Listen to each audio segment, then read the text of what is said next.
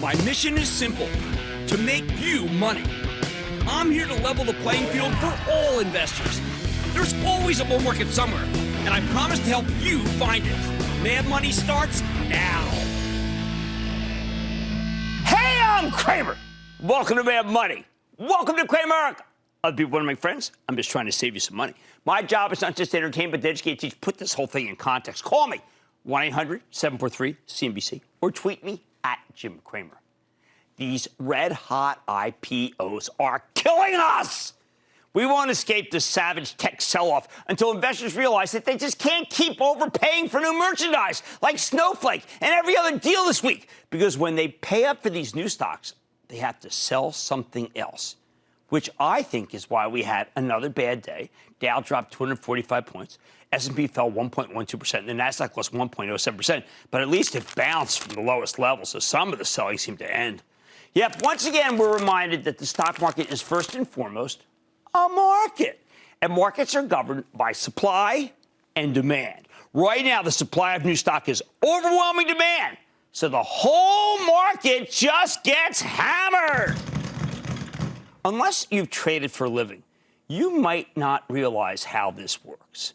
When a money manager decides they want a piece of the latest rocket ship IPO, and today it was a company called Unity Software, a video game play, and they don't have the spare cash lying around, well, what do? How do they get that piece? Well, easy. They sell companies. Sell. Yes, they sell the stock in companies that kind of look like Unity, companies that they probably don't even understand anyway. Why not? See, if you got a stock on the deal and you flip it, buy. Sell. Well, that's free money. Free big profits, and you got to take free money when Wall Street's giving it to you. Unity came public at $52. So if you got some at $52 in the deal, it then soared to $75, where you can ka-ching. Many hedge funds did just flip the stock for big free gains. But some mutual and hedge funds actually want to build positions, and they didn't get enough shares in the IPO to move the needle. So they have to buy more in the aftermarket. Otherwise, there's no point in owning this thing, which means they have to sell even more stock to pay for their next tranche of Unity. So maybe they drop some Adobe or some NVIDIA or Salesforce, or as they saw pretty much in the morning and mid-afternoon, they started selling the FANG names or Microsoft to get that position rounded out. Now, if you thought Unity would only open up 10 to, say, 20%, which was still expensive, well, you didn't budget for a 44% spike, and that's what triggers the additional selling. They needed to dump something else to raise the extra cash, and the easiest thing to do was to sell the larger stocks where the selling would not knock it down too much, unlike the smaller ones. To put it another way, this market's like an ailing retailer that's stuck with way too much inventory. There's no place to put it now that all this new merchandise is coming in. So prices get cut, and they get cut, and they get cut again until they're low enough to entice the buyers back. We're not there yet, although, again, I was happy to see some of the smaller software companies that I like rally into the close. Maybe the selling on those is done. We'll know next week. Of course, it's not all about oversupply. There's the backdrop, too. The backdrop's not great. It's a backdrop where the president of the United States wants to keep cracking down on China. And he's doing it by threatening to shut TikTok, which is an incredibly popular app in America, especially among younger people, not me, although I have it on my cell phone. Now, he's talking about banning new downloads this weekend and shutting it down permanently in less than 2 months. We thought we'd solve this problem when Oracle agreed to partner with him in some kind of coalition with Walmart. But it turns out the president kind of changed that, he moved the goalposts. It wasn't enough. He still says TikTok's a security risk unless a coalition of American companies buys the entire thing away from the Chinese. Unfortunately, that doesn't seem to be in the cards. And the buyers, the Walmarts, Oracles, and the private equity firms feel like they're really giving away the store to get this thing. And the president's still not pleased, which is why our game plan has to start with TikTok. See, because we need, if you're a bull, that is, we need this resolution and this deal to be happen, and we are in a deal or no deal situation. If Oracle and Walmart can reach a deal with the White House this weekend, seems unlikely right now, then that would give this market a major boost. And we need a boost with all the carnage caused by the IPO deluge. Sometimes I feel like this deal will occur if the president thinks the market's going to keep going down. He wants to stop it. Look, I know it seems crazy that a few big deals could destroy so much value in the rest of the market, but you have to understand that we've been through this IPO cycle before. You got to go back to 2014. It was then that we had a ton of cloud deals, and it triggered a hideous sell-off, somewhat like what we're getting now in the already existing cloud names. It turned out to be a fabulous buying opportunity, but you had to absorb some pain. At this moment, the investment banks are practically giving away free money all over the place. Look at the first-day spikes in Snowflake, JFrog, Amwell, Unity. Of course, money managers want a piece of that. No one turns down the free money you get from a pop of some of these red-hot deals if you can get them. But to buy something new, they did indeed have to sell something old. Eventually, Wall Street will run out of the quality merchandise that comes public. And we're going to get a bunch of garbage IPOs that don't go to a premium at all. But we're not there yet. We might get there soon, though, because if you're worried about a Biden administration raising taxes on capital gains, well, you got a big incentive to come public this year rather than next year. They can always do retrospective. Remember, they can always claw it back. Tuesday, we hear from a company I have liked since we started the show. It's a company called AutoZone. And we also get from Nike. Both these companies have seen their estimates get boosted in the last few weeks. Ordinarily, I'd say, look out. These new numbers are already baked in. However, the sell-off this week has given you a terrific buying opportunity. Nike's crushing it all over the globe. My Charitable Trust picks them up with a terrific direct-to-consumer business that has big margins. As for AutoZone, the average car on the road just keeps getting older and older, which means they need more maintenance. I recommend buying some before and after AutoZone. The stock tends to have a quick dip down after it reports, and then the conference call, and then everybody's happy again. Tuesday afternoon, we get results from KB Home. I think the numbers are going to be fabulous, like we've seen from the other home builders. But when Lennar reported, remember we had Stuart Miller on this week, or earlier this week, when Lennar reported, the numbers were spectacular, but its stock still got dinged at first before roaring the next day after analysts raised their estimates. I bet the same thing. You know what? It's the same thing happened with D.R. Horton. So I think you're probably going to see the same pattern with KB Homes. General Mills reports on Wednesday morning. While this one's a household name, the defensive stocks have been tough to own lately because investors have no interest in them when the industrial part of the economy is heating up. Remember what we saw from Campbell's last night? Great situation, but people aren't interested. Honestly, I think you could do a lot worse than buying Campbell's or General Mills. It's got 3.4% yield, especially since it's got faster growth than most consumer packaged goods plays. Love that Blue Buffalo pet food. Well, Marley loves it. I don't really care for it myself. Thursday's big, and big in a good way. In the morning, we hear from Accenture. Don't try to put in the symbol of Accenture, ACN, because it always spell checks it to CAN. Needless fact.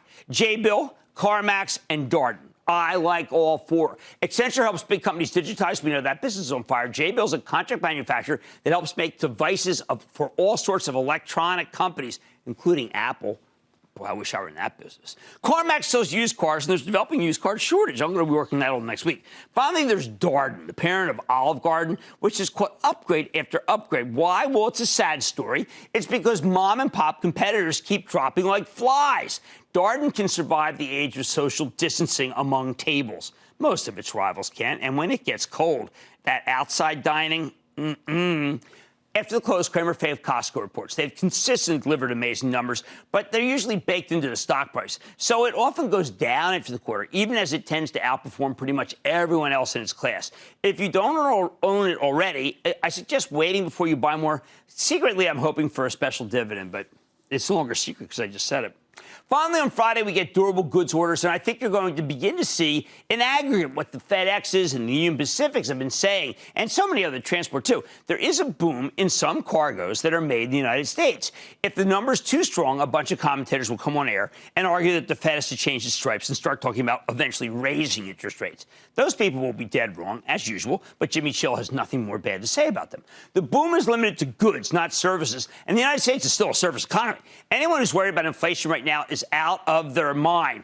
And if we get a strong durable goods number and somebody says we don't need a stimulus, well, they're going to have to answer to me. Which doesn't really mean anything, but I just felt like saying it. Bottom line, all the great earnings of the world won't save this Humpty Dumpty market if we keep getting slammed by people selling good to buy the smoking hot 100 times sales IPOs. I think we'll keep turning lower until the deals slow down or the big institutional money managers finally lose interest and go back to stocks that they shouldn't have sold to begin with. Gregory in California. Gregory! Hi, Jim. It's Friday. I don't know about you, but I'm ready for a margarita. Oh, really? I was thinking about a mezcal margarita. But that's all right. We're all in the same boat. What's up? Yeah, absolutely. Just listen, great club call on Wednesday. You and Jeff really cover so much on those calls. I really appreciate it. Thank you. You got it. So I have a position in Norton LifeLock, being a good club member that I am, and I'm holding it for the long term, but I'm looking at another cybersecurity stock for a short-term trade. They reported great earnings about a month ago, and then they just sold off afterwards. But they just announced a really cool acquisition of the Crypsis Group. The company I'm talking about, of course, is Palo Alto Networks. I listened to Nikesh Arora yesterday, the CEO. I mean, Nikesh is he's money. He's terrific. He's got a great vision. They do on-prem, but most importantly, they really got big in the cloud with some acquisitions. I like it. By the way, Norton LifeLock is a position I'm trying to build up huge for action alerts. It's at $20.87. I'd like to make this a 5% position. That's how good I feel about it. Let's go to Mamoon in Virginia. Mamoon. Hey, Jim, how are you? I am great. How about you? Thank you for taking my call. I'm a big fan. Of course. A question for you is about the retail industry right now, the way things are going. I have some investment to it and wanted to know the potential future for Macy's. Okay, so Macy's is a challenge company. Macy's is a challenge company, but you know what? Let's say you thought there's going to be a vaccine and the dollar's going to keep getting weaker. This might be the one. This might be the spec that you need, but you've got to believe in both those things before you can buy the stock. But then again, I mean, stranger things have happened. Look, the market is all about supply and demand.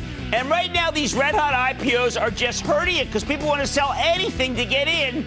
It won't always be like that, though, and then stocks will settle down. Soon. Maybe not yet.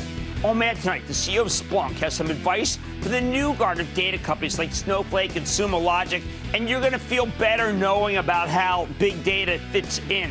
I've got the exclusive. Then another day, another IPO moving higher in its market debut. Don't miss my take on the latest company to take the tape by, well, it's by the tail. And it's Unity after its first day of trading. And I'm sitting down with a private company that's trying to save local pizzerias from what I regard as exorbitant delivery costs. Stay with Cramer.